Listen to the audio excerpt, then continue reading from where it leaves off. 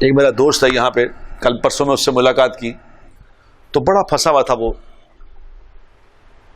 Bank سے قرضے اور کاروبار اور یہ وہ، تو کہہ رہا بڑا پریشان تھا میں کہ کیا کروں، کس طرح نکلوں اس سے. مجھے سمجھ تو لگی تھی کہ یہ سودی کاروبار ہے، ٹھیک نہیں، مگر اب چونکہ پھنس چکا تھا سمجھ نہیں آتی تھی کیا کروں.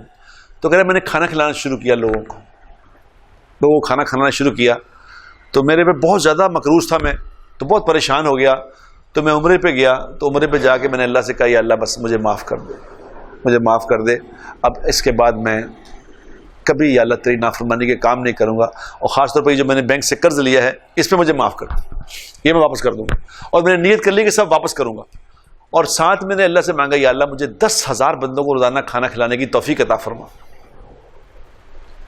اب اس نے کہا کہ جی میں 10,000 بندوں کو روزانہ کھانا کھلاتا ہوں، ابھی آج کل روزانہ 10,000 کھلاتا ہوں، اور میرے اوپر 10 ارب روپے کا لون تھا، تھوڑا لون نہیں، 10 ارب، آج سے 10 سال پہلے، 8 سال پہلے 10 ارب کا لون تھا.